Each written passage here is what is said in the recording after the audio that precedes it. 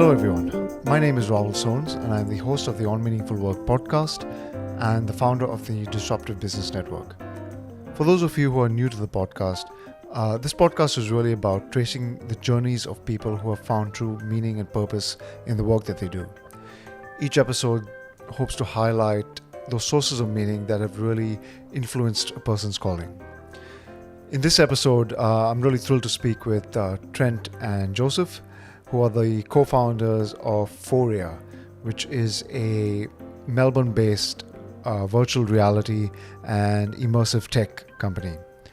I've had the privilege of knowing them since around 2014 when they were still in their startup phase, and it's really inspiring to see what they have built, not just in terms of a flourishing business, but also as an example of doing good in the world through technology, while also building a really thriving company culture. So I really hope you enjoy this conversation. And without further ado, here's Trent and Joseph. Cheers. All right. Yeah.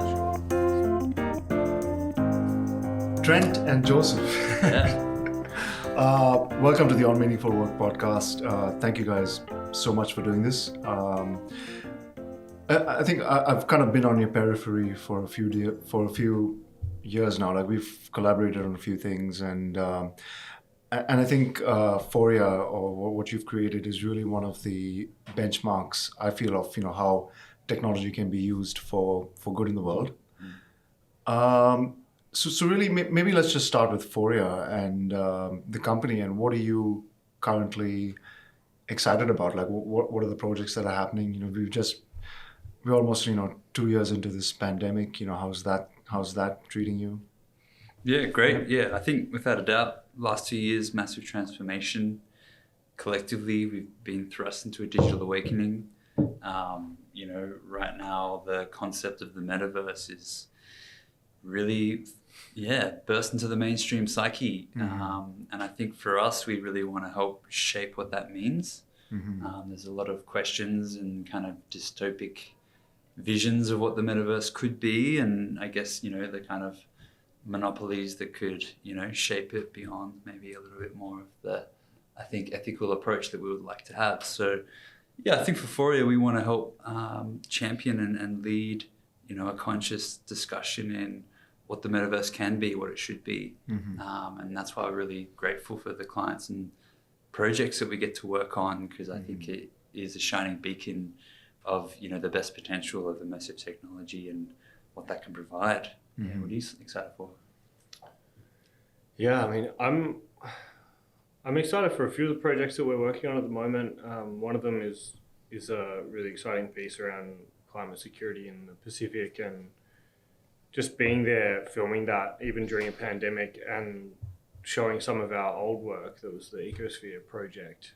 Seeing the way that sort of immersive, impactful experiences around conservation, with community stories integrated in there, authentic storytelling from people who are on the ground dealing with, say they might be on the forefront of climate change or conservation.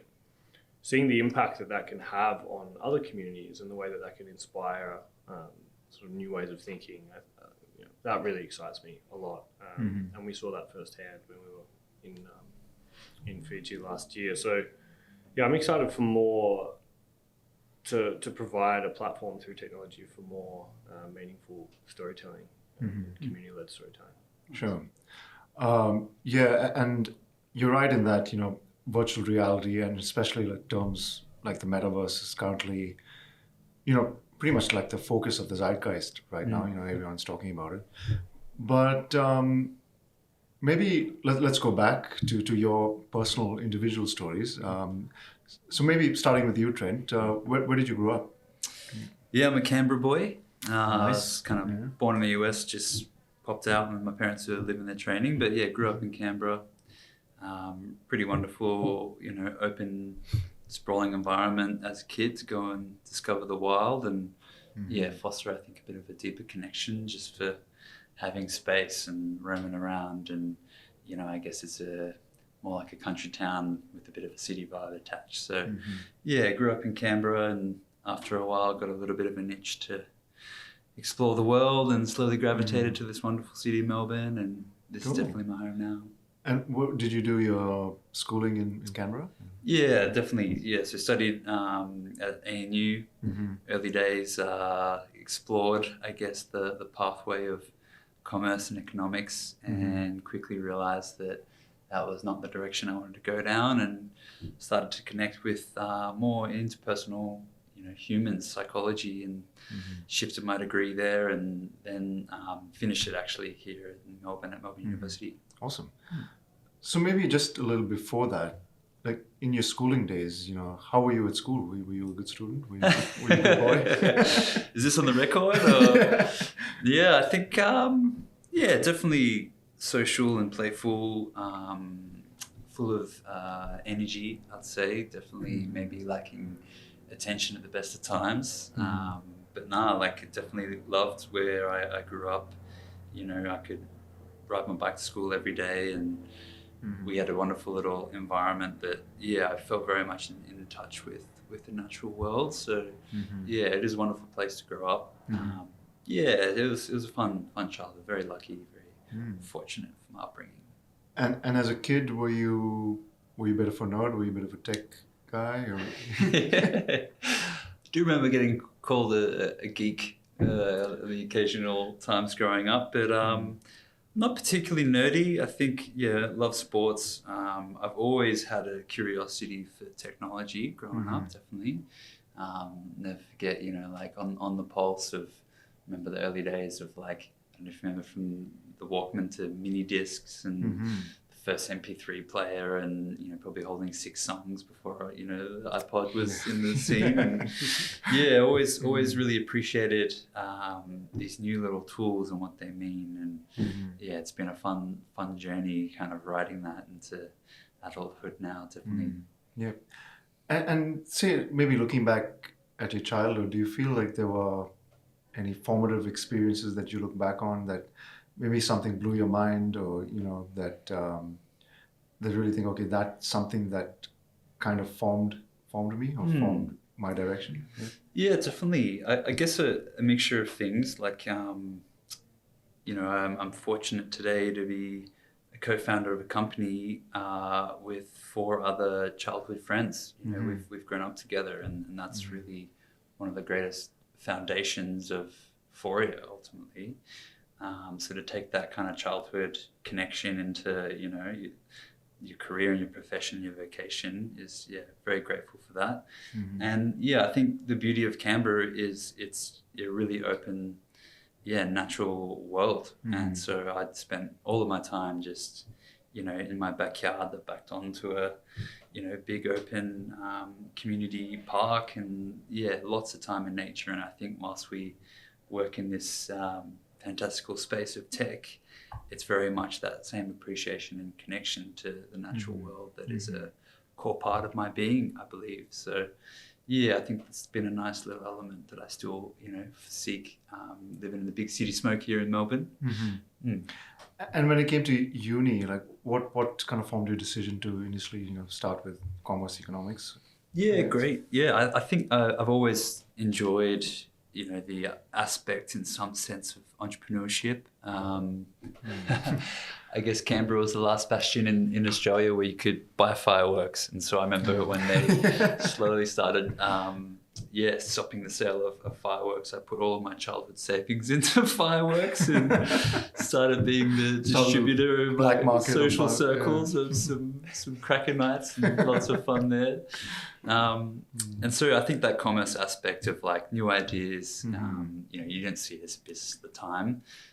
It wasn't really ever a pursuit of money or anything like that. It was more, I think, bringing people together around a concept of doing something differently. And so I think it was more in, a little bit of marketing that kind of opened up, space of just how we can connect with people. And so, my mother is a psychologist, and I didn't quite think at the time that was really a pathway for me. But then, the deeper you dive, the more I think, intrinsic, psychology is for all of us, and how we can connect and communicate and understand and support one another. And so that's been a really big foundational part, starting a business, but really growing a community getting people together around the fire and being there and trying to, empower one another. So, yeah, really grateful for that. Awesome. Joseph, how about you? Where did you grow up? Yeah, I also grew up in Canberra. I was in a little village called Hall Village, which is sort of on the far northern tip. You can basically see the New South Wales border from there, and it's like a rural village. It's maybe a 4x4 street grid.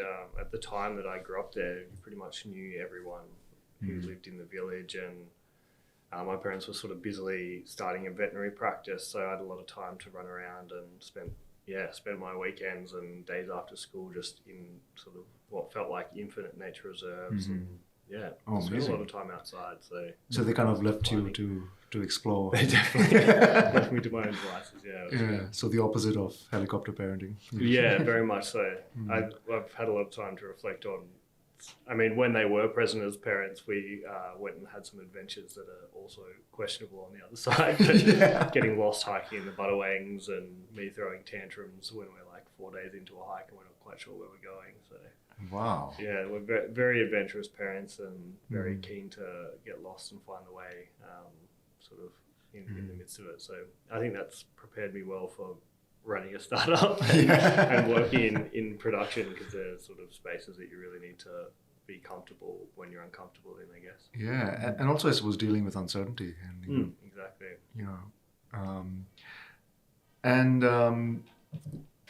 So did you do your schooling in Canberra as well? I did, yeah. So Trent and I both went to Radford. I think we probably had fairly different experiences of it, though. I was not so, maybe more similar than we think, but I was just not very well suited to tertiary education, and that was a school that was very focused on, what your university entry score would be and all that kind of thing. And I mean, I remember some specific things like in graphic design, which I thought I was pretty good at. My graphic design teacher told me that I'd never work in that industry, and I was doing my own assignment and 2 or 3 other people's assignments in that class, and they would all get 90 plus out of 100, and I would get like 65.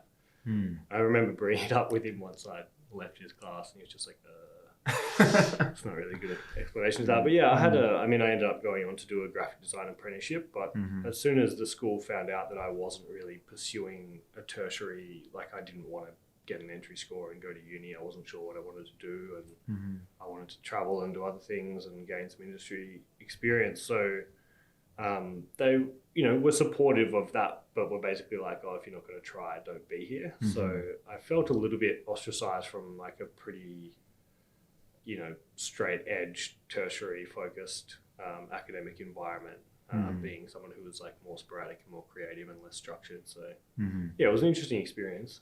But I went on to do a design apprenticeship for a while, and then moved to Canada to pursue photography. And so I had a whirlwind transition out of Canberra and out of that schooling environment, but it was definitely learned a lot. So during that schooling period, maybe when you felt that this is not for me, and they also returned that sentiment, and you're not for us. You're not for us. Not a match made anywhere. Yeah, no. But in your spare time, like when you were by yourself, when you were wandering, what were you spending time on? Like, were you creating something? Did you have hobbies? Yeah, it's a good question. Music's always been a huge thing for me. Like musical, like playing music, listening to music, mixing music together. That's always been a real passion of mine. My dad he's a exceptionally talented musician, actually, in a number of different genres and on instruments that I can't pronounce and had never heard of before him. He's got an abundance of instruments from around the world, and plays in, he sings in a Bulgarian women's choir. And wow. And now with my mum, which is super cute, and just plays a lot of instruments very well. And I'm abundantly grateful to have grown up around lots of music. Like he'd have a few friends over, and I remember being like they'd jam till like 11 p.m. They'd be like, "Be quiet! I got to go to school." They're playing this incredible world music, and I probably didn't have the appreciation for it at the time that I now do. But yeah, music was a huge focus. Just being outside, like reflecting on my childhood, I never wanted to be inside. Sport was a big thing as well. Like there was a certain camaraderie in sport, team sports, as a child. So yeah, they were huge focuses of mine, I guess. Music, creative outlets around music and photography and sport. Yep. And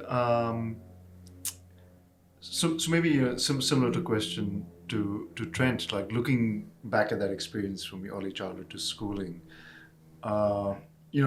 I suppose you answered it in a way that you were really drawn to the outdoors and you spent this amazing time with your parents getting lost in the woods and on hikes and so on. But were there other experiences that you look back on and think, holy shit, that blew my mind at the time. I didn't realize that this play out now when I think on it.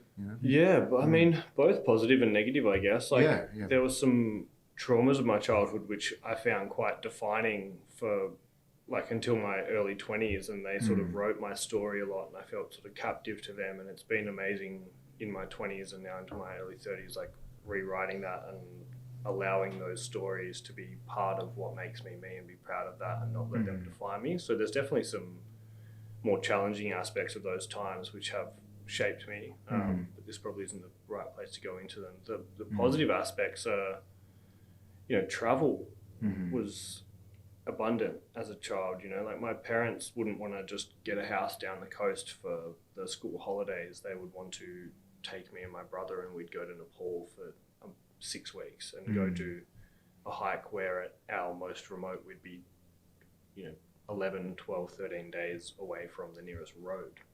And I remember things like, my mum is an incredible vet, talented surgeon, and I remember her, stitching up, like prepping a wound, stitching it up for this woman who had quite a deep infected cut 10 days away from the nearest road, which would be days drive away from the nearest hospital. Wow. There was a helicopter stuck up there that had been there for about 18 months because no one could afford to get the fuel up to get it out, and the air's so thin that helicopters aren't super efficient up there. And yeah, this old woman was just so lovely. She was just working in a field, getting on with her business with this cut that would put anyone I know in hospital, myself included. And yeah, it was just this opportunity where it's like in those environments, you give what you can. And one thing that stuck with me abundantly is like we gave what we could, and obviously being from the West and having, the degree of privilege that we have, we had certain things to give, but what Nepalese people were able to, the people with the least give the most in a way, and I remember me and my brother, we were building card castles in all the little huts that we would stay in, and we'd stay with people in their homes as well, and that was such a beautiful experience. And we would build card castles, and then we left the playing cards for the children of this house so that they could continue to build card castles, and but we didn't know how to communicate that, and they thought that we'd left them behind, and so they had people like racing ahead of us trying to buy cards in the next town to like amend this. Oh, they've lost their cards, we'll try and fix it. And, wow. A pack of playing cards in that area of the world would have cost almost a week's worth of food at the time. So just this abundant hospitality, and just such joy in simple life, and I've never forgotten that. I think it's shaped my life tremendously, just from a young age, being I think 15 or 16 and going to Nepal a couple of times and a few other places that are quite remote, and meeting the people that live there really has defined my appreciation for what it is to be human, I think, on a really basic level. Wow, that's an incredible story, man. Yeah. So question for both of you. Growing up, who were your heroes? It could be people you knew or people that celebrities or people you admired from afar, There you go. I've just had a monologue. Joseph's my hero, actually. Of course. Besides each other, I should qualify. Yeah, no, it's really interesting. Like even just listening to Jess speak there, the worldview that he's connected with through this whole new lens, like thinking about how privileged we are as societies of Australians to then, be transported somewhere completely different, and to see that even the generosity or the ability for your mum to like help someone. So I think, growing up, I actually really did look up to both my parents. My mother was always a really loving, kind person and incredibly present. And then my father, he's a really successful athlete in his prime, and then an accomplished businessman as well. He's a successful marathoner. Yeah. So de-Castella, world record holder back in his prime. Wow. Yeah, but I think he's definitely always in the same vein, had an entrepreneurial spirit, and I think a lot of the endeavours that he's pursued have definitely, really intended to have a positive impact and think about doing things outside of the status quo. So a lot of early things with food and diet and nutrition, and he's doing some amazing work with Indigenous communities across Australia for the Indigenous Marathon Foundation at the moment. So definitely, good to look up to.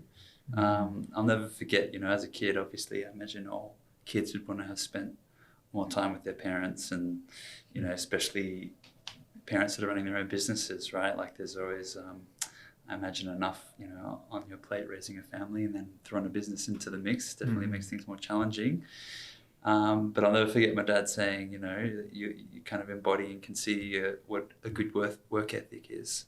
And I think that's definitely one of the elements that, as a child probably didn't understand, but I think that kind of determination, to see things through to the end, has definitely been instilled in me from my old man. Yeah. What about you, Jess? Yeah, I definitely don't have an answer like that. Who were my heroes as a kid? I mean, I looked up to a lot of, I think there was definitely like vanity present in my childhood. I think I had some close friends that had quite a bit of wealth, and I thought that was sort of what I wanted, and I was pretty sucked into, sport was an amazing community for me at the time, and so I was, I guess, holding this paradox of like traveling to these really remote places and just like holding that human spirit in such high regard, this spirit of generosity and compassion and community, but then also looking at footballers driving Range Rovers and being like, oh, I could get around that. So for a lot of my life, I guess it was just like the people that I was idolizing were the people that, they were always people at the peak of their profession. I never wanted to, I would never aim for anything less than the absolute best at whatever it was. So I don't know, it's a more conceptual answer, but it was like just wherever my attention would go, be it like music at the time, it would be the best producers, the best DJs, the best musicians, or the best footballers, or best photographers. And there's been many, there's been many photographers that have really like shaped my creative process, and Vincent LaForette and like Ron Frick, the director of Samsara. There's been like heroes throughout my life that I've looked up to, and some of them I still do, in terms of just being really groundbreaking at their craft. And that's always been, I think, what's sort of drawn me to hero figures, is people that will find the edge of what's possible in that field. Was the influence in graphic design and then eventually photography and videography, did that come from someone, or was that more internal thing? I mean, it was just, it was partly because it was something that I was really good at, and partly because someone told me I could never do it. I know a lot of people share those. So talent and spite. Yeah, healthy balance. I was good at it, and I loved doing it. Just anything that was visually creative and like tactile to a degree, I was really into. And then I worked for a company in Canberra. They took me on for my apprenticeship, and the photographer that worked there was just incredible.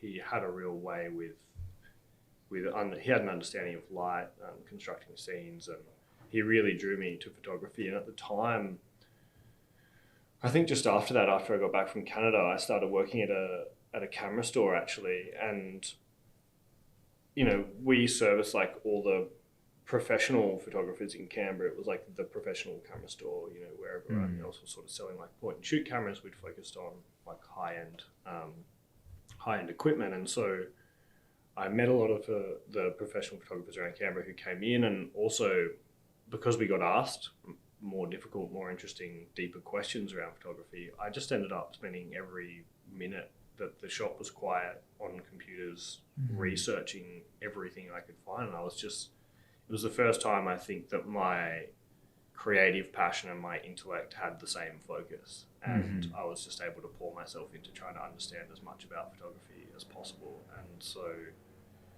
I understood a lot about it, and that served me really well moving into this more, you know, into the VR space, I guess, and the video space. And it is such a technology heavy form of storytelling. It's, you know, the technology and the technical understanding serves creatives well in this VR space. So can't remember how we got there, but that's a little snippet. We get there. But when did your stories intersect? Like, when did you first become wary of each other? We had a great chat at Hannah Bright Watson's Yeah, party in Hall. I've I've had a few, just because Trent and the other co-founders were the year above me in high school and college, so we weren't like as directly, you know, interconnected at that point, I guess. But being at the same school and starting to go to some of the same parties and whatnot, we just, you know, everyone would be having very like surface level conversations, sort of talking shit, and Trent and I would get straight to the deep stuff, I think, and we would just start having really interesting, meaningful conversations about, you know, what we want to do in the world and how we want to relate to our work. And, you know, we were having conversations like this at a party after a few beers when we were in our late teens, I guess. So yeah, I'll never forget that conversation as well. Like, it was definitely one of those moments where you feel like the universe aligns in a way of like thinking and exploring different concepts beyond the status quo and maybe the superficial small talk that you have at a party. And yeah, at the time it was Joseph's curiosity for people's stories beyond maybe the surface level. You know, how do you get to the core of someone and speak through, you know, your work as a photographer? And then at the time, a little, I think maybe I hadn't really recognized or connected the dots around psychology, but it was much more like someone's kind of story ultimately, and how do you use media and different types of formats to like bring their story to life and push beyond that kind of surface level narrative and find out, you know, uncover something deeper. And so I think that was like maybe one of the seeds that was sown in the early days. And then many years later it was like we both found ourselves in Melbourne and questioning, I think, you know, our early kind of career directions and decisions, you know. Oh, let's jump into that. What were those early career decisions? Well, I mean, after high school, I moved to Canada, did my ski instructor certificate, and was just doing some photography. Okay. And I was sort of bouncing around the world, just doing ski seasons and sort of guiding and doing some instructing and mixing my photography in there. And I shot, you know, a handful of Red Bull campaigns and some big air events and different things. And was shooting magazine covers for a few places in Canberra, and then moved to Japan. I'd always wanted to live in Melbourne, and I got this photography job in Melbourne that it was basically just that it was in Melbourne. I don't think I even really read what the job description was. I was just like, cool, in Melbourne, I'll do it if the timing was right. So I applied and got that job, and basically flew from Japan to Canberra, threw all my stuff in my car and drove to Melbourne. Booked the place that I rented. I never met them. I just like sent them the first month's rent and bond, and our internet was like 64-bit dial-up. So I was just getting these like 4-pixel frames of, I didn't know what they looked like or what the apartment looked like, but I ended up there for 3 years. It worked out really well. But I remember that photography job that I moved to Melbourne for just was like ball breaking. I think I was getting paid less a year than the value of the equipment that I had to bring to the job just to do it properly. Wow. So your own equipment? Yeah. I think I was like, because at that point I was like doing a lot of sports photography. I, you know, had Canon Pro bodies. It was like 35 grand worth of equipment, and I was probably getting paid like 40K, I think, when I started. And it was, working 70-hour weeks, traveling around the country. It was a situation that was less than ideal, but it did get me to Melbourne. And, about a year in, Trent and I actually started like catching up, and maybe 10 months in, we started catching up, and, we were having a beer at a pub in Richmond across from where I was living. And the conversation sort of shifted from how is life now to what do we want it to look like. And so Trent actually started helping me write my business plan to go back out on my own because I was going to go back to freelancing. And then, the conversation around what was at the time Scanned arose. So Trent, what was your first job out of uni? Yeah, I guess my very first job out of uni, I just moved to Melbourne, and I started as a chef at a local dive bar called really? Beaufort. Wow. I've always loved cooking, still love cooking, and I'll never forget in primary school when they're like, "What do you want to be when you grow up?" And I was like, "A chef," and all the kids laughed at me, and they're like, "Boys don't cook," and I was like, "Damn it." But no, and then my parents really tried to foster that, and then when I realised they were just getting me to cook dinner for them, I was like, maybe I should ease back. That's a damn good parenting strategy. I want to be a cooker, I want to clean. So that was really just a local fun job that was, something for me to keep my kind of idle hands busy at the time. What is it about cooking that you love? It's meditative. It's really one of the most enjoyable things we do as a species, right? Like getting around together and sharing a meal, and like it's sensorial, right? Like something delicious definitely transports you somewhere. And then to cook is to provide, it's almost to be in the service of those that you're nourishing, and so I've always enjoyed that, and definitely it's kind of feeding into future curious pursuits and how immersive degustations could come into this space. But so that was really just a casual job whilst I was really getting my head screwed on and figuring out what was next. And then what came after that? I guess right after that, actually I did a program, and it was called the Phoria Academy of Getting Shit Done With Mr. Will Dable. Mr. Will Dable, and Luke as well, and that was, I just knew that I wanted to do something. I didn't exactly know what, and at that point in time, I was just really blown away by 3D printing and the concept of additive manufacturing, right? Rather than subtractive, CNC based techniques. The thought of empowering anyone to create something with a 3D printer was an amazing concept, and so as I dived deeper into that, started to unravel the fact that there's still a lot of hurdles. Obviously, creating 3D content's really challenging, and so I started like a consultancy pretty casually, which was called 3D Melbourne, in the sense of just other businesses that could see the same opportunities in this space but didn't know where to start, and so we'd just connect and provide guidance, and that really kind of unearthed through the Phoria Academy of Getting Shit Done, GSD, the reality that 3D scanning was actually, much further along Gartner's hype cycle. So you could see this new tool that was emerging that could empower anyone to create 3D content. And so I was like, well, rather maybe than the output, it's the creation of the input, and how we can tap into that. And so the best part of GSD was it just kind of nudged me to get outside of my comfort zone and go speak to people, go speak to businesses, and put yourself out on a limb. And that slowly just connected a few dots, I think, that kind of laid the foundations to go, I think we're onto something here.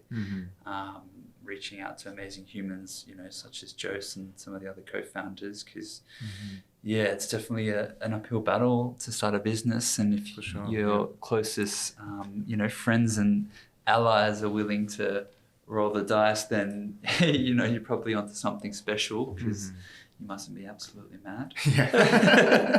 Just slightly mad, not absolutely mad. The right amount. Just gonna find other people as mad as you. That's So then there was that meeting between you two sort of in Melbourne, kind of after you've kind of went through your initial journey, and then Trent helped you. Saying Trent helped you write your first business plan. Yeah. Well, yeah, for the time, yeah. For the time, yeah. And then what happened after that? Like, what are the, yeah. Well, the business plan was all around, it was a flow on from the conversations that we'd had earlier in our relationship around human-centered storytelling and that sort of, how do you create an environment through photography and video work that allows people to feel, really safe and really vulnerable and share deeper levels of themselves and get involved in, I guess, maybe even create sort of a platform for their own healing. And that was all in its very early stages, but that was what I was going to set out to do. And yeah, Trent was helping me with my business plan. I was acquiring some new equipment and strategizing around that. And this was simultaneously, Trent was spinning up Scanned and had some co-founders already lined up and needed some help with a pitch video for MAP. And so MAP being the Melbourne Accelerator. The Melbourne Accelerator program, through Melbourne University. And this was when it was, it felt like something like in a tower of Hogwarts or something. Like it was in the old metallurgy building. And oh, I remember that. Yeah, I remember like 6 or 7 of us crammed around the table, smaller than this. Like, absolutely, such a classic. But yeah, I just was really keen to obviously reciprocate the energy that Trent had been so generous with to help me set up, these visions for what my future might look like. And I really wanted to help Trent with what his future might look like. And that ended up being this opportunity to start the company that at that point was called Scanned. And Trent offered for me to be based out of that office while I was sort of getting on my feet for video work. And, in exchange, I sort of helped with the pitch video. And it just, it ended up being that pretty much instantly all of the, there was just so much to do. There was so much to do with Scanned, and there was obviously like a real need for storytelling. And I mean, for quite a while there, I still balanced like doing other creative work outside of that. But yeah, I kind of ended up just part of the mix, I guess. Sure. So what was the pitch for Scanned? Yeah, I guess at that point when we kind of recognized 3D scanning was in a really unique place. At the same time, I was looking for a house online, and it doesn't take long to realize that traditional real estate property marketing is trying to get you in the door, not necessarily show you the most authentic representation of a home. So quite a sour taste in most, people's mouths, and they're looking for a new place to waste their time running around town to all these homes that are actually like little shoe boxes, right? And so, really simply the concept was, we live in a 3D world. How can we bring, a physical space like a house to life in a way that you could walk through it as if you're physically there? And it's a hard concept to get across to most people. And I'll never forget the first pitch video that we made was so cinematic. We absolutely tanked up first pitch, actually. Like, we got halfway through and ran out of time. And I think the fact that we had this epic video that we're like, nah, these guys know what's up. So definitely Joe's helped, get this concept, and bring it to life. And without a doubt, that was really the first step in this wild journey that we've been on, almost coming up to 8 years now. And Scam was just the first little thread.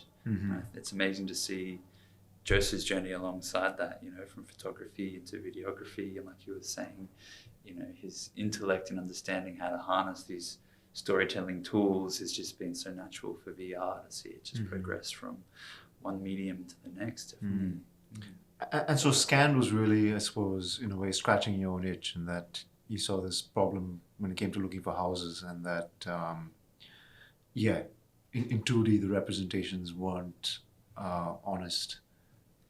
I guess like it was, without a doubt, there's a few really clear signs that we were onto something special.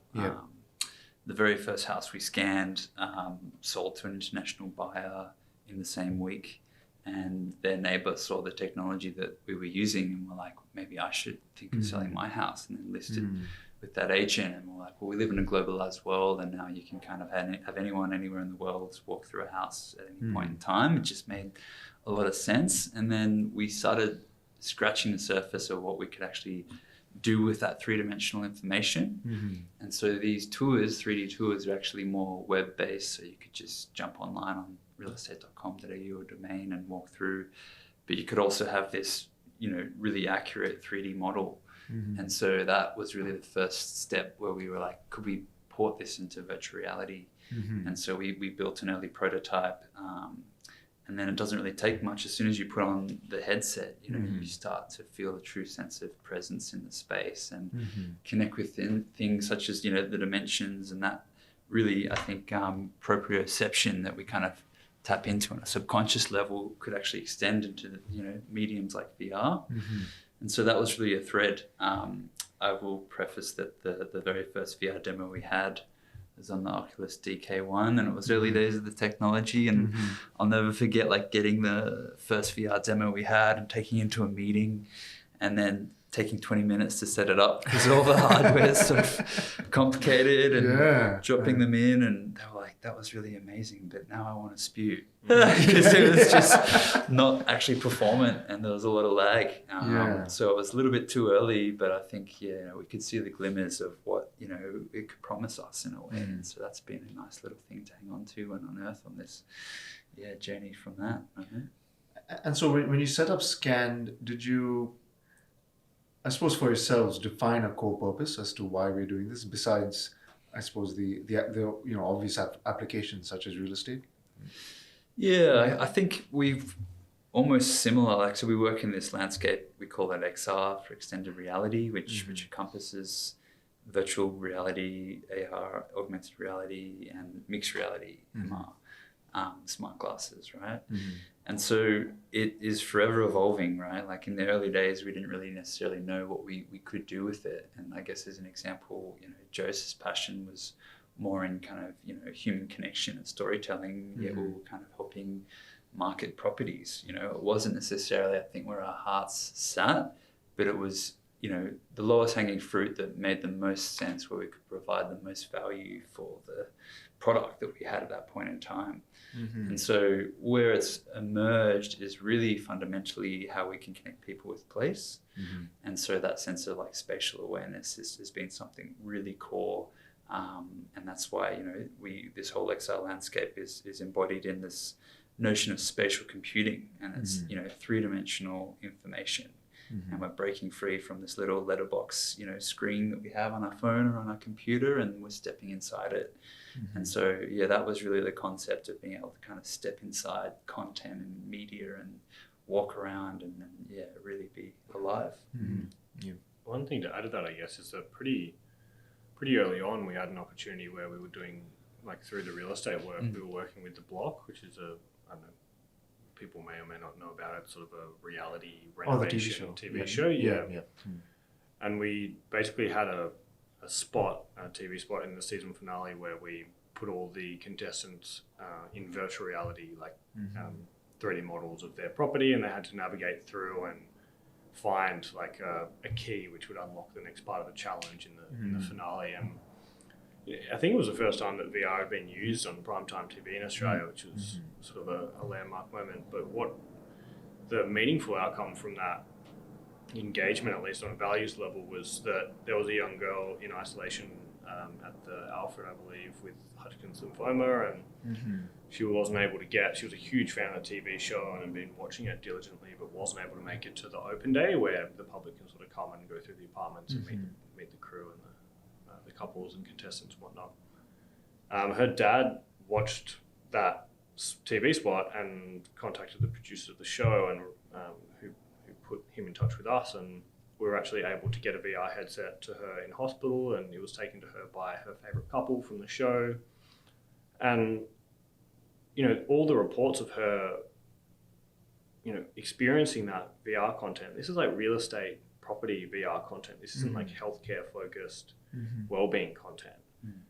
But there were nurses coming from all over the hospital to be like, what happened? Like, she's happy, she's smiling, she's got energy, she's her mental and physiological reaction to that, I think, exceeded everyone's expectations. And that was a huge catalyst for us to think about, how do we use our skill set in this space, and how does this technology extend, beyond the realms of a commercial outcome into something really meaningful and really impactful. And I think that's actually been a beacon for all of us as founders and for the company from that point is, we still operate in property, and I think we still make meaningful products in that space, but there has always been like a guiding light of, all right, well, what can this really do in a healthcare setting, or, from more of a storytelling perspective. And that, guided Trent and I to apply for Bites for Health, which is a grant through the Murdoch Children's Research Institute with the Royal Children's Hospital here in Melbourne, and we were successful in a grant there. I mean, it was such a nominal amount that I think we ended up funding like 2/3 of it ourselves through the commercial work that we were doing. So this is sort of the bud of that relationship between having a commercial product that generates income so that we could fund meaningful work. Jim, maybe this is a bit of a boring question, but just getting your business started, how did you start forming those relationships? Like, how did you get on the block, and how did people like real estate It's a good question. real estate come to know what you guys do, or realestate.com come to know what you guys do? Yeah, without a doubt, like persistent effort, right? I'll never forget, like early days, even one of the perks of getting into MAP was we got taken across to Silicon Valley, and whilst we're in the region, it was like, all right, where would the best use of this technology be applied? And we're like, Airbnb. And so going in cold, reaching out to Airbnb, probably sent them a dozen emails, and as we're getting closer to flying there, I was like, hey, cool, I'm going to be here next week. It'd be great to catch up, it'd be great to hear from you. And I'll never forget getting the first reply. They're like, Trent, we don't know who you are, but we do know you're persistent. And it was amazing at that point in time, like they could see the utility of it, but they also needed a solution that could scale globally, right? And I think that technology has arrived today in terms of what's possible. And then in the real estate space, really, I think every co-founder that we have has brought a unique flavor to the team dynamic. I don't think any single one of us is a Steve Jobs persona, but I feel like collectively, we are greater than the sum of parts in that respect. And so Stephen, our COO, his family had a property real estate business out, and we were like, let's line up some trials. Let's do 10 scans, we'll cover that, and let's just see what the market tells us, right? And so as you do in the early days, anything to kind of get your foot in the door. And then we started just getting some amazing data, and then taking that, those successful stories to bigger players, to bigger businesses, working with the portals especially, because it was also, I think, the right place where there was some emerging standards in how three-dimensional content could actually be experienced on the web, so known as WebGL. And portals really didn't know where to start, property portals. And so we could actually give them the guidance and code. And so we kind of came in as the, domain expert in this space, and then started to actually really secure a kind of brand synonymously with the aspect of 3D tours. And we were the first mover, which was great. And then as the market really started to unfurl and open up, we shifted, and we were like, we need to actually enable other businesses to do what we've done. And we were actually already internally building tools to help us scale and automate a lot of the processes. And so like, maybe the real opportunity for us is in the software space, and providing that to other small businesses and help them leapfrog what they can do in terms of capacity building. And so I think, over time, it's just a little bit of an organic pursuit through persistence. It's helped, open doors, and one leads to the next. And we've had some really great projects, like even Joseph, when he was talking about the block, that was a massive watershed moment for VR, because it's still this kind of science fiction concept, and then all of a sudden people on a really mainstream TV show are using this to walk through an apartment, sight unseen. Like, there's some really cool aspects there that I think hopefully pave the way to help accelerate the adoption of this type of content here in Australia. Just before we move on, I suppose this is a question around persistence, and I suppose, dealing with knockbacks and dealing with failure. how do you process that? Yeah. It's an interesting question. I guess I mean, I've been thinking about this a lot lately, but I think that, we live in a culture that sort of holds that in such reverence, It's like this persistence, like it's something about, it's an Australian spirit thing. It's a pick yourself up, dust yourself off sort of thing. And I guess that's, it's part of our culture to persist, I think.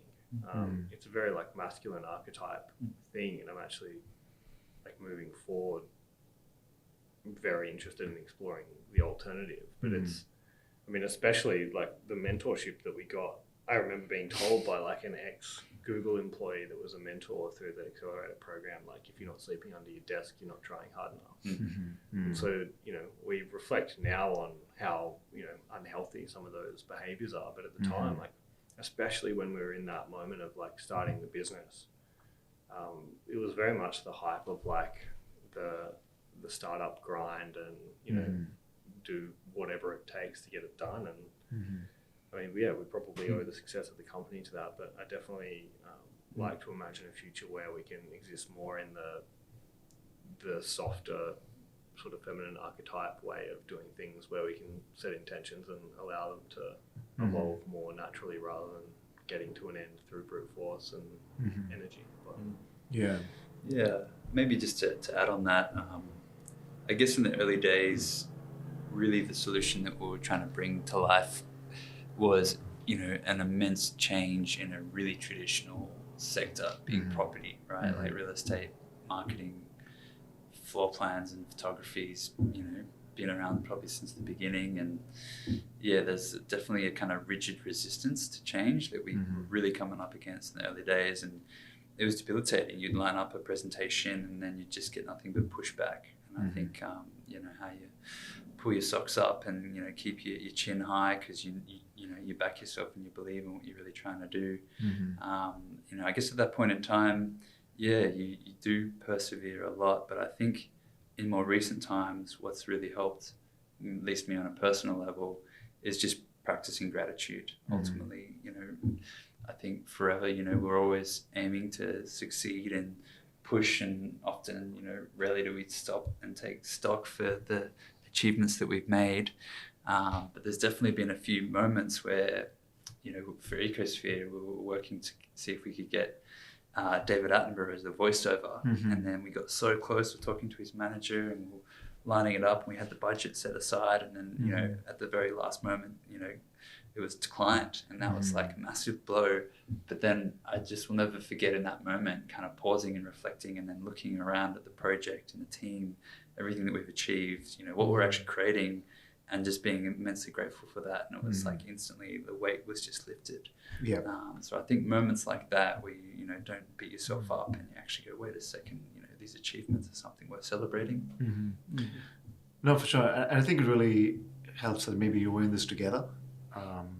Especially, definitely over the last 7-8 years, there's been, I think that's been the thing, is like we've been a team working together, and putting everything on the line, I guess, like giving it everything that we had. And we were aligned enough that we were always working towards the same goal, but, taking ownership of specific tasks. And so if something would, fail and you get knocked back, there was always energy there to sort of pick you up. And I think that's been a large part of our ability to persist and, stay positive and stay really grateful, which I think is a huge part of it. It's just, having that support network of multiple co-founders, and as the team grew, having more people to share that load and bring their own flavor and sort of energy to it as well. So maybe we can talk about just VR for a second. I think as far as emergent tech goes, you look at AI, blockchain, etc. VR seems to have the most potential for doing good in the world. What do you think is the promise of VR? Yeah, I guess like that's humbling to hear, and I appreciate you're back in the VR horse for an instrument of positive impact in the world. Yeah, I think like early days, our vision statement for Phoria has been to pioneer evolving technology to transform human experience, right? And so when we look at VR, you know, it's this nascent medium that's, you know, been around in the public psyche for decades, but really now it's at a price point and a form factor that is actually, you know, incredibly capable. And so I think now that it is accessible, you know, there's 10 million Quest 2s that are now in market, so Oculus's latest headset. So we're starting to see an uplift where you can actually reach really a considerable portion of the population, relatively speaking. And so I think through this medium, it really is much more closer to the human experience, right? It's much more of a lived format. You know, you step inside an experience and you can walk a day in someone else's shoes. You can feel a deeper empathic connection with the subject in the story when you know, are sitting in front of them eye to eye, heart to heart.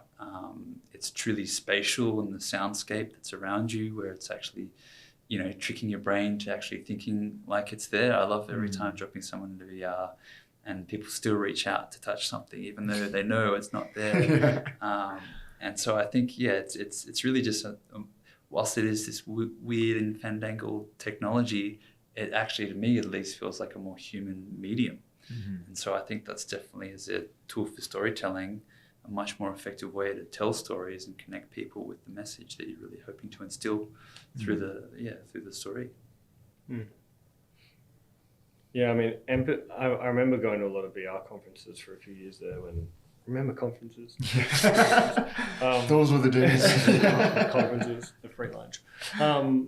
And empathy got thrown around so much in the VR industry for a while, especially at things like film festivals. Like, I think the rectilinear, like traditional 2D film world was so sick of hearing how VR was an empathy machine that they sort of banned the word. But I mean, it is that. It offers you presence in a way that, you know, and a distraction-free environment in a way that 2D film, you know, I think is straying from, in that there's a huge place for 2D media. You know, the accessibility, you can get it to a lot of people. There's some powerful stories that can be told through 2D, and I don't think that will or should go anywhere. But VR does offer you a really unique moment of presence where you can put a character in stereo across a table from someone and make eye contact. And you can scale these embodied experiences which have a real connection to place as well. And I think as we, as a global species and global community, reflect on, you know, our origins as a species, and it's amazing to see such a resurgence in, you know, the integration and acknowledgement of First Nation stories in a lot of different you know, genres of storytelling, mediums, and whatnot. But that place-based storytelling, I think, is something that we really have to return to, and that doesn't operate as well in any other medium, I think, as it does in VR, because you're truly on country, you're in the place where the story has relevance and context, and you can look the person who carries that story in the eye, and they can you know, welcome you into that place. And I think that there is a really profound power in allowing people to have these deep embodied experiences in the context of the place where the story is relevant. And that's something that we're just at the tip of the iceberg with as well, right? Like, there will be more, you know, evolutions of the technology and more immersiveness and different things. But yeah, I'd love to just make sure that this, that VR as a medium, you know, has these meaningful focuses as well, because I think it's always at risk of becoming another marketplace or another gaming. You know, you're right in that VR as an empathy tool is, I suppose, bandied about, and it's almost a cliche now. But sometimes, you know, cliches are true. They're cliches because they're true. And the example I'm thinking of is, there was this VR film called, I think it's called The Clouds of Sidra, that was filmed in a Syrian refugee camp, if I'm getting it right. It's a Syrian refugee in a Jordanian refugee camp. Chris Milk was the guy who produced it.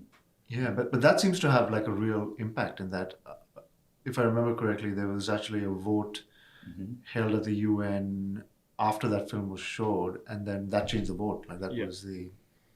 Yeah, we had world leaders and policymakers coming out of that in tears. And I remember watching that presentation by Chris Milk, who was like one of the pioneers of VR for good, I guess you would say. And yeah, that was a massive catalyst, a massive moment for us thinking, that's what we want to do. We want to build experiences that meaningfully impact people that can make change. And that's an incredible example. It's a wonderful film, I was just going to, what was the inflection point when you sort of switched from scanned to Phoria? And firstly, what is Phoria? What does Phoria mean? Yeah, sure. I guess as you do as an early, young, naive startup making your way through the world, we, we're in this kind of, bubbling little cauldron of potential and these new formats and utilities that we could tap in. So right off the bat, Scan was around 3D scanning space and connecting people with space. And we saw a few other avenues there, like property, but also like digital preservation for heritage and thinking about museums and how you might transport, say, schools into these different types of, digital twins, as we call it, or virtual tours. And then the next step for us is like we had all this data, but there weren't really many tools or platforms to manage the data. And so we started building a platform called Captured, which is essentially capturing 3D information and using software to transform it into different things. So we could turn a 3D scan into a floor plan, within minutes. And so we could actually automate content through using spatial data. And then we saw some early signs of off the plan real estate marketing, because it's like, well, how do you perceive something that doesn't exist? And so we kind of saw all these different emerging things. And then lastly, to what the story that Joe shared, when we realized like VR and therapy and this whole aspect of XR for good was emerging. Safe to say we had our hands in a few different pots, and we realized, like, in terms of an identity, not really any single one of these really embodied and represented, us. And it was a pretty long and fun journey, exploring what we could evolve into as a brand identity.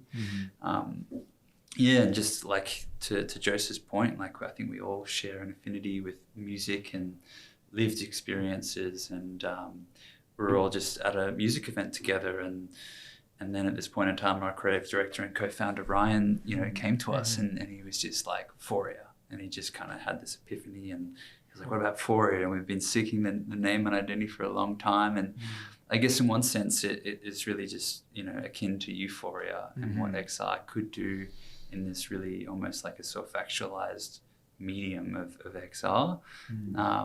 And then to the core of like evolving tech, all those early kind of endeavors that we're exploring were like on the cusp of what was coming and kind of forging into the unknown. So it was like pioneering evolving technology, but really to the core of what Phoria represents is transformative experience.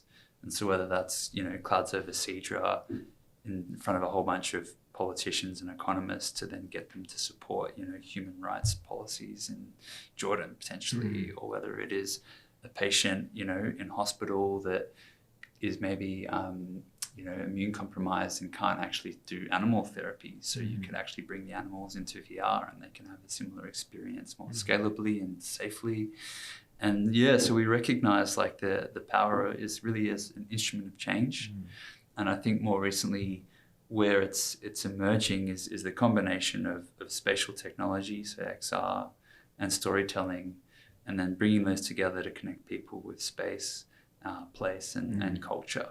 And whether that's our present culture or whether it's, First Nations cultures from all around the world, it's an exciting, space. And so Phoria is definitely, we live and breathe Phoria now as a team.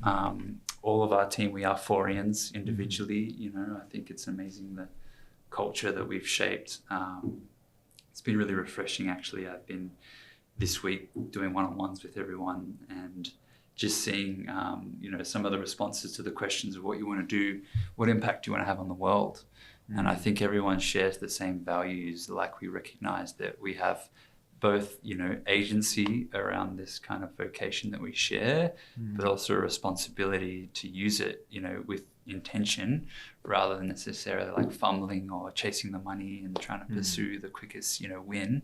It's actually, I think, the most meaningful way that we can work and get shit done. Yeah. No, also, I think one of your earliest projects, I think, which initially connected us was your work in the Purdam cancer ward, working with children.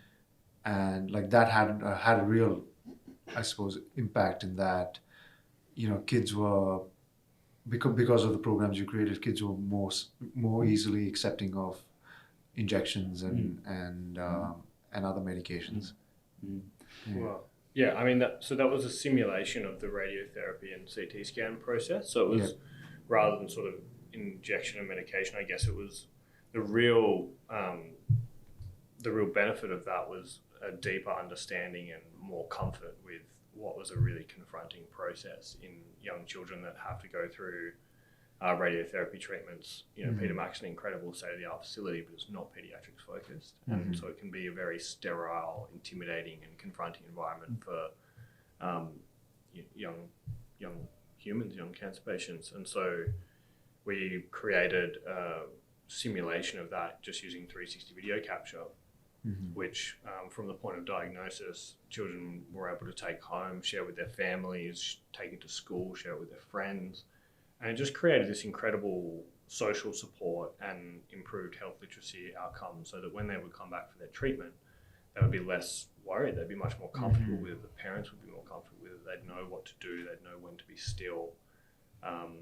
And the desired flow on was that less children would need anesthesia, because there's a high rate of general anesthetic in these procedures. And if you get it once, you have to get it all 30 treatments, which is a huge impact to the health of the child, a huge cost to the health system. The health economic benefit of not going through the anesthesia process is huge. You can fit more patients in a day. So yeah, there's sort of a multiplicity of benefits from it, but it was just simply by familiarizing people, young children and their families, their friends, with this process, lowering that anxiety and helping them have a more comfortable and present experience. And there's been the white paper on that's been released, and it's quite beneficial. No, that's amazing. And of course now you also completed an amazing project with Netflix, and you got your wish with Sir Richard Attenborough, David Attenborough, Richard's brother. His brother. Yeah. It was. Sorry, I wasn't sure if you wanted to build on that or. No. If you can talk about REWILD. Yeah, definitely. I guess. It's interesting. I remember in the early days, even when we were doing all this VR therapy stuff, some of our earlier advisors that were more assigned to us through MAP really challenged a lot of the decisions that we were making. They were like, well, what's the monetary gain in that?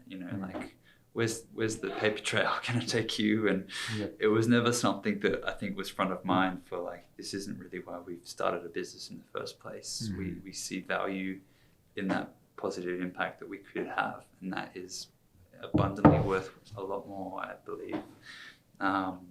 And so, over time though, over years of kind of backing ourselves, we've, I think, kind of started to secure a bit of a recognition and kind of respect in the kind of global industry that has now actually brought these opportunities back. So there's been a few of these worth celebrating. Originally the VR therapy work that we were doing, we're now doing a free VR mental health guided meditation platform with Swinburne University called Mental Health Online. And then, Google and the World Wildlife Fund for Nature reached out with the concept around a series that Netflix were working on with David Attenborough called REWILD. Sorry, the project was called Our Planet.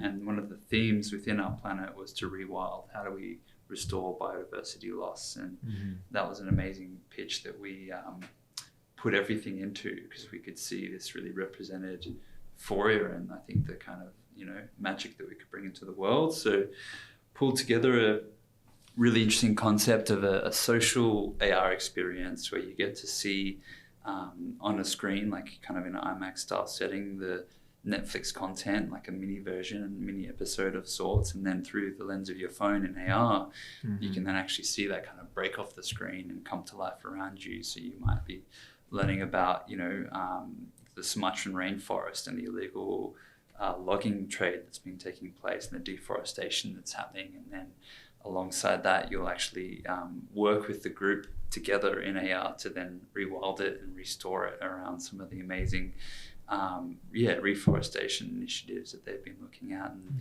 so it was a really fun new space for us, and we created something that was a mixture of AR storytelling. It was extending on top of traditional 2D format content, and I think what we really saw the first glimmer of was, we call it a location-based experience, so a more physical installation that actually brings people together. And I think that's one of the challenges that we've seen with VR, is traditionally it is a little bit of a, individual experience, whereas things like AR in a group format, maybe, guided through a facilitator, there's actually some real immense, I think, opportunities to present meaningful discussion after that and go, well, what do you think you could do to then restore rainforests around the world or reduce your carbon footprint? And so we saw the impact in the senses alongside VR for AR to really step in as another instrument of change, definitely. I think one important part of that, as a experiential, as an experience adjacent to and building on the sort of the passive nature of, say, watching a documentary series, was that it gave viewers and users agency. So I love the term percipient, because it's more like immersion of, you view something, but you see it through the lens of all your life's experience, right? So you're, rather than being a viewer or a user of technology, which is sort of very passive, as a percipient, you're engaged, there's agency. And I think that's what REWILD began to create. It was a pretty simple mechanic, but they were involved in the solution. And so it gives them buy-in. And then they start to have conversations around, all right, well, practically, what am I doing in my life that affects these topics or is affected by them? And would hear kids sort of running out of the experience with their families, saying, oh, Mum, Dad, why don't we recycle? Or what are we doing about this? And it's just, it's to see that firsthand of the types of conversations that are happening as a result. That was sold out in Singapore Art Science Museum for months, and had a pretty significant launch in New York and also in Bristol, where it was housed within, it was the equivalent of what was Questacon in Canberra, but essentially like a science lab for families, like a place of curiosity and exploration, and it was definitely held so well by the people that hosted it there, and definitely you could see the impact that type of experience could have. No, it's an incredible project. So maybe just a few questions to close out now. So firstly, I think we can't go past without talking about the metaverse. So what's your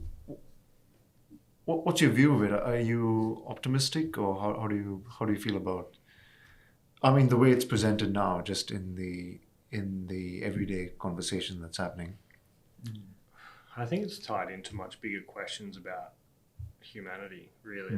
It's not, it will really depend who wields it and how centralized it is, how democratized it is, how accessible it is, who makes the rules, who builds the content. If it can truly be a community, and it, the power for good and the exponential rate that this whole sector will grow at, it could have such a profound impact positively on shaping our future as a species and connecting us socially when we're apart, and providing access to, profound experiences that help us get to know ourselves and each other better, both individually and as a global community. But it risks, I think, the same thing that the rest of the digital world has risked. Remember when Instagram was photos? And it was this beautiful place for community to go and support each other and share work, and now every third thing you see is an ad. Not only that, it's more, I suppose, the perception versus reality. It's what you see in Instagram. Filtered. Yeah. Everything's filtered, everything's curated, and I think VR does have real, and the metaverse has real profound potential to help people have deeply authentic experiences, more connected experiences. But yeah, I think that there's a very real risk that while the metaverse is wielded by corporations that have to make at least 3% every year more than they did last year, and it's built into this giant, infinite growth narrative on a finite planet, we're going to have real issues. And while we can't have open, honest conversations about that, I think it's destined for, who knows? But it's not a positive thing until we can have real conversations about making it not only sustainable but regenerative. Like how do we use it to fix the mess we've created, not just get to a point where it doesn't do more harm. So many things I wanted to chime in with. I'll try and keep it short. I guess there's a lot of questions like what is the metaverse, and it feels like if you ask the internet right now, it's a place that people can get rich quick minting NFTs. Whereas I think at least at Phoria, like one of the ways that we see the metaverse unfurling is actually on top of and into the world, right? So I think VR is often perceived as a tool for escape, and hey, if you're a kid in hospital, what an amazing tool for you then, right?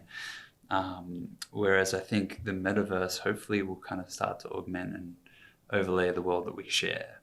I think we'll be using it for daily utility, whether it's for wayfinding, maybe, opening up access for people that are visually impaired. Like there's just an immense and endless list of, I think, benefits that it can provide in this virtual kind of, sphere alongside into the real world. But I think beyond that, like the metaverse really, it feels like, aligned with the shift of how the way that we work is changing. It's really just a new vessel for us to co-create and to collaborate and to connect with one another. So through the pandemic, we actually got the whole team VR headsets and started coordinating a few team meetings where everyone's in VR. Definitely it was a little bit of a stumbling blocks in the first few sessions because it's almost like the first Zoom call. You're like, what's the etiquette and protocol and how do I unmute myself? And it was a very that's it. We could do things like go to the virtual Burning Man, like we had a little field trip where everyone was out, and we were doing team meetings where everyone makes an avatar, and we did a little session where we realized, everyone was kind of missing the aspect of being able to travel. And so how could we virtually, go on a trip together, or maybe as a company support, people's travel when we can roam free again. And so I think there was some really nice elements that I think collectively that we sort of noticed benefit in. And then even yesterday I had a team call with one of our team, and he was in VR. He was in an app called Workrooms, and I was actually just on my laptop and I could see his avatar, and I was just emotionally, I found it really interesting, like kind of connecting with this avatar of him and how expressive it was and how happy he looked. And I knew that wasn't necessarily like what expression he was representing at that point in time. But there was something really unique there. I know like Bill Gates is talking about, he reckons, the future of work will move entirely to the metaverse in the next 2 to 3 years. Definitely not entirely. There's nothing that beats that human connection. But I think what we managed, at least through Phoria in the last, couple of years, is we've actually managed to maintain a really incredible workplace culture. We've obviously missed getting around, watching maybe, a movie at the end, or having like a little team, we call them monthly immersives, where we all kind of come together and share stories about hobbies and different things that pop up. And it is hard to keep that fire, lit through this kind of Zoom age.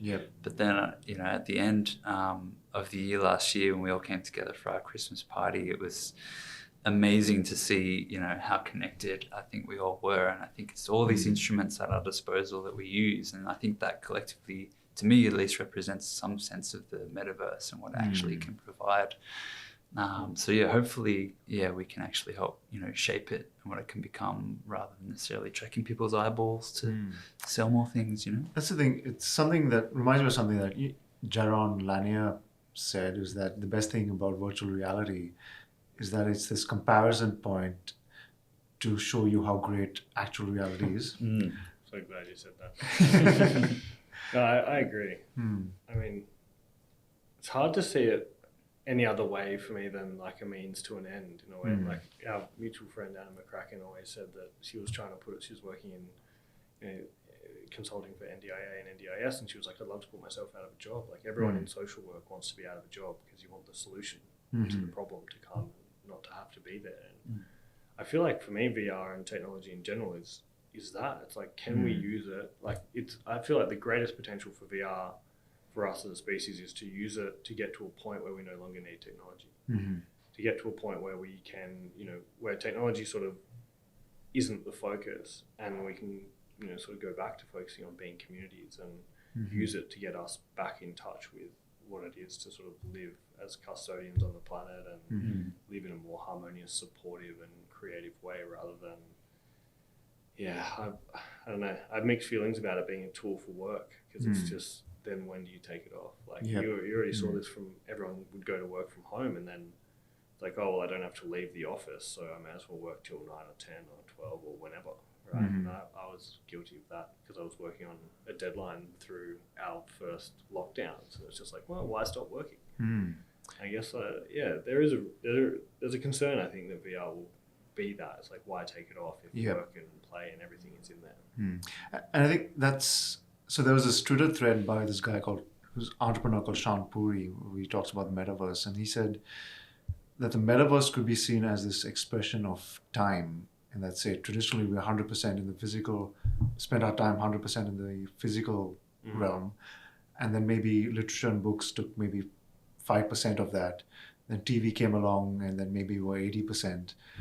Then phones and social media got us to 50%. And then soon, you know, technology being the way it is, someone's going to invent glasses that would kind of move the dial more and more towards kind of 0%, and that's a scary point. I've been thinking, I was listening to a podcast and it was talking about the emergence of slow media, right? And it was saying, like, it was comparing the first James Bond trailer to the most recent one. The first one was 3 minutes and maybe it had like 12 scenes in there, and the most recent one's 30 seconds, probably like 50 shots, right? Like it's just saying we're forever dialing up the stimulus and we're creating more accessible means to, like, you know, jack in. But then you look at VR and you know, as a filmmaker, just can speak to this, but you can't have that same intensity, you know, in terms of the content, because it is much closer to actually how you kind of live and experience something at a more natural level. And so even intrinsically, VR films are actually a slower media, and hopefully in a way, like, we can really leverage that it is a paradigm shift, and we've recognized, you know, the addictive habits that we've formed through the, you know, our smart devices, and actually create, you know, a bit of a new canvas to try and lean into these edges and kind of acknowledge them and reconstruct them. Obviously, like, you know, concepts like Black Mirror as a series have definitely come up a lot in this XR space, but we really want to try and look at what is the right way of actually, like, you know, redesigning something, because it is such a huge departure from what is the status quo today. So let's hope that we actually, you know, do take it, you know, with consideration rather than just blindly, you know, stumbling through. I think Tyson Yunkaporta, who's an incredible author and academic and thinker, author of Sand Talk, which I highly recommend for anyone, but in his podcast he speaks about, he has this sort of, he doesn't feel like the digital age will persist because it's like based on finite resources, right? Like, how many spinning disk drives can we create? It's based on Moore's law. You know? Like, we're going to hit a point where, like, we can't power all the hard drives that we need to keep the metaverse alive, or we can't create another server farm. Like, where does it go? You know, the cloud is like this ethereal thing that we're all happy to engage with, and all of our photos are there and our banking's there and everything, but it's like, they're spinning little magnetic things, you know, server in someone's farm basement has to be kept at 20 degrees or lower, you know, like it's all, I think that the risk is that we disconnect from the fact that even the servers that host the metaverse exist in this literal, physical, finite world, right? And I think that we just need to be cautious of that and connected to that. And I think it has immense potential to be really productive and really positive, and an inflection point for our understanding and comprehension of what it is to be human, and to return to a lot of meaningful aspects of humanity. But I think we can't approach it like it's infinite, because it's still bound by the laws of the planet that we exist on. We only get one. Sure. So just to maybe close out the conversation, coming back to Phoria, now you have 30 staff, is that right? Yeah, about 34. 34? Yeah, wow. Phorians. Yeah. So being, I suppose, the leaders of this organization now, how do you, and being this is, the On Meaningful Work podcast, how do you ensure that those 34 people are kind of engaged in the work that they do and find meaning in the work that they do? That's awesome. Yeah, it's an awesome question, and something Joseph and I've been exploring as well. I think the first step that's really shifted is, best part of this pandemic is it's completely deconstructed a system that we took as dogma, right? It was, this is how you have to be productive. I'll never forget pre-COVID, we were questioning, who we trust enough to work remotely, right? Who do we trust to give one day of their week that they can work from home, And we're a young company, and we even had, questions and doubts at that point in time, because this is against the norm. And I love that that's just been completely destroyed instantly, literally overnight. And we kind of bring up whether, capitalism, can we shift paradigms, or whether or not it needs to kind of dismantle and collapse again. Maybe for the next podcast, that's a topic for another time. But I think, where at the moment is really, I think, a lot of really open bi-directional feedback with our staff. Without pestering them too much, we really try and, gauge where they're at, what they really want to strike as their future balance. Right now, 95% of our staff are still working remotely. Generally, a lot of people, really love that, the balance that they can get from that. Obviously, there's a lot of us, I think, individually that are missing more of that connection, bumping to each other, having, a little slap of table tennis downstairs and things like that. And then right now, I'm actually just doing one-on-ones with every single Phorian and just checking in and setting really goals and intentions for the year, but also trying to gather some feedback around what we could be doing better as a company, and how do we move forward collectively into this future of work.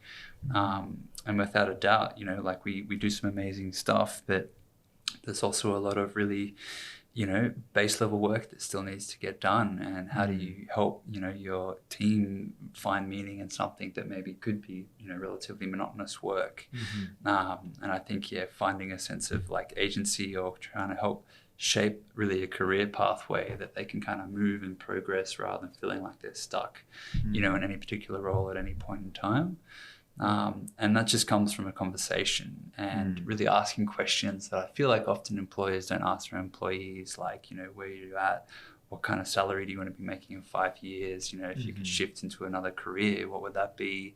And trying to bring in more than just your professional work, not how you can be more efficient as, a worker bee, but actually what are some of those well-being elements that we can look at in terms of redesigning the way that you work. And we're actually trying to do it as founders.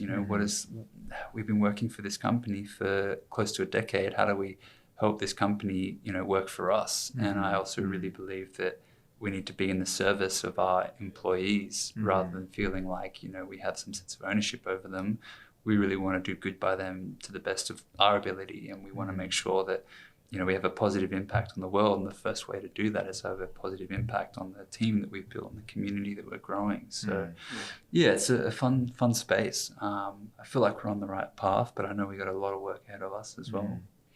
I guess, I can't talk about interacting with the team and managing a team any better than Trent just has. I think that's really it. It's making sure that there's always contact points for conversations, or having, personal conversations with everyone where they feel safe enough to have difficult conversations. And really it's about drilling down to what is their purpose, what are they what do they feel good doing, what are their creative expressions, what are their outlets, and how can we foster an environment and let the company grow in a way that will support that. And I think that's actually a really interesting aspect of it, is not being attached to having objectives as a company, but obviously allowing a really organic evolution, that the company's future will be shaped by the collective agency and autonomy of everyone within it, right? Like, and we saw that as we grew, as we got this space in Fitzroy, moving out of like a co-working sort of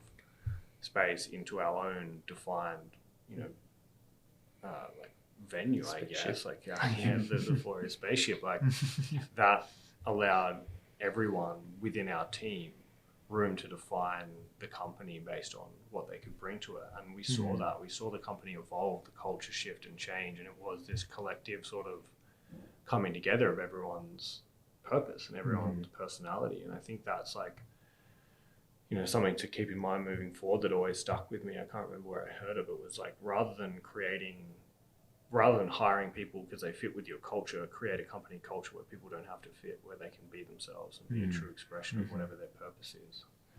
And I guess for Trent was talking about the sort of like, how do we lead by example?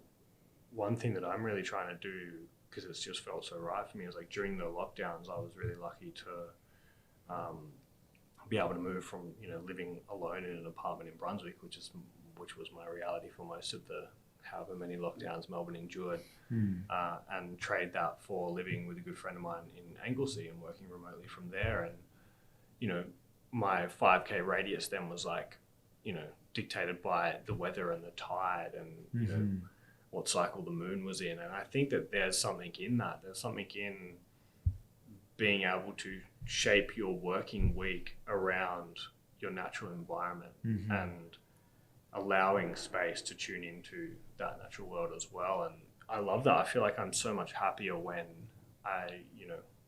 I go for a run at lunch when the tide's low so that I can get around the rocks, or the surf's good and I can do this tomorrow, so I will. There is such a rebalancing that priority so that you can be in touch with the natural environment is rejuvenating on a level that is both like personally really energizing and gratifying and stimulates that creativity and inspiration. And it's calming, it's peaceful, it's mindfulness. It's like, it's all the things that I think help you be happier as a person and also produce better work from a place of, more stillness and more groundedness and more, you're more inspired and more creative. So I think for me, it's really like, how do I create a balance where work never feels like work, no matter how challenging it is, because you have these outlets and these, points to connect back to, just the natural world around you. That's incredible, because I think, and I suppose that's what we've missed since the Industrial Revolution, is that this connection to the natural flow of systems and the way the world. Have you read Your Mind on Plants? Sorry to interrupt. No. The new Michael Pollan book. Yeah. He talks about, and he says this in a few podcasts that he's done as well, like he talks about the way that the discovery of caffeine, like caffeinated beverages, tea, coffee, everything, like that sort of sparked the Industrial Revolution in his eyes, because it was the ability finally to break the workday outside of daylight hours, right?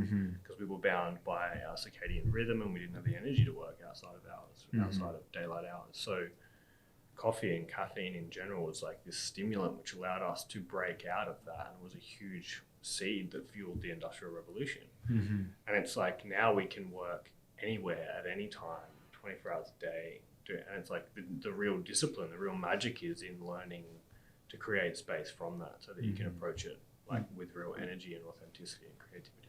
If I could just quickly build on that, like one conversation that we have been having more frequently is, I guess, through the industrialized development of our economies, obviously the more negative impact that we've been having on the ecosystems in which these industries are thriving. And so we were talking about how much more connected we would be if we could go for a swim in the Yarra River or along Merry Creek, right? And there was a time, where basically all the factory runoff was poisoning the waterways. And then we severed this relationship that we would have had with the landscape, where we could literally care for it and tend to it and have some sense of custodial responsibility, right, to look after it. And so I wonder, at the same time, whilst we became more efficient and productive and regimented in the way that we work, we're also deteriorating that natural relationship that Joseph was just speaking to, that he's managed to rekindle, working along the coast in Anglesey. And so I wonder now, as we become more ethical and hopefully more sustainable in the way that we operate, more distributed in the places that we can work, really that connection with the natural world is something that I feel is like instrumental to what brings us just balance and equanimity and happiness in the way that we work. Yep. So many of the team just yesterday were saying, I'd love to just chime in and jump on a call from the beach or just be somewhere else that isn't this little shoebox in the city that I'm paying all this rent for. And so it's exciting to think about that, and not just changing the way that we work, but the way that we actually look after the planet, I think is something that's hopefully the next chapter once we bounce back from this crazy pandemic. Yeah. All right. Thank you guys so much for doing this. This is the last question, and I suppose personally, just for you, like, what does the term "on meaningful work" mean for you? Yeah, I can start there. I guess like initially, it kind of connects me with the thought of ikigai, right? Like your reason for being, right? I'll never forget, whilst I was studying at university, just one saying that really resonated with me, which was love what you do and do what you love. And I will be the first to admit, I'm naturally at the best of times a bit of a workaholic. But to be honest, it doesn't really feel like I'm working. I really love what I do. I feel incredibly blessed to have an opportunity with the gifts that have been afforded to me in life, and I want to make the most of it. And I love connecting with people and really channeling that through my work. And so it doesn't really feel like there's a separation where I'm like, I got to go to work today. It's like I get to have really exciting conversations with amazing humans such as you. And that's technically my job. And so I think in terms of, on meaningful work, it's deriving meaning than it just being work. And I need to then clock off and switch off and then soak up and recharge from all these other things because I've, had all the energy sapped away through this, monotonous thing. It's the opposite of that. And so I feel very nourished by my work. And so I really believe that sense of ikigai in terms of my craft and vocation is definitely where I find meaning. That's awesome. I think for me, on meaningful work means work that doesn't separate you from your sense of self, I guess, and ideally work that deepens that understanding. And so, there's this huge paradigm of people who maybe have to be one version of themselves at work, and that isn't their true self, and then they'll be completely different on the weekend at home with their friends, with their partner, whatever that might be. And I think that meaningful work is work where you can bring your full self and feel comfortable being your full self. And I think that really work that helps you, understand your creative potential and understand who you are and your place in the world and connect more deeply in that way. Work should be community, because that is an inherent part of community, right? So I think meaningful work is done in community. It's done in a way that, deepens your understanding of, your place in the world and what you might have to contribute, and ideally gives you a space to grow and flourish and understand those aspects of what you might want to contribute to the planet. It's like, I know it's very Burning Man-esque, and Burning Man's been hijacked in its own ways, but it's like, what's your gift? What's the thing that you want to give to the world? What's the thing that you want to bring? And what's a safe space, but also a space that challenges you and makes you feel alive, and think about, what are those outer limits, like, to bring a full circle back to like where we started. It's like, what's the limit of it? Like, how far can you take something in a creative way, not a destructive way, but like, how big can it grow? That's awesome. Thank you so much for doing this, gents. Firstly, I'm really glad we could do this in person. Yeah. Me too. So nice to see you. Good to see that beautiful face and beard of yours.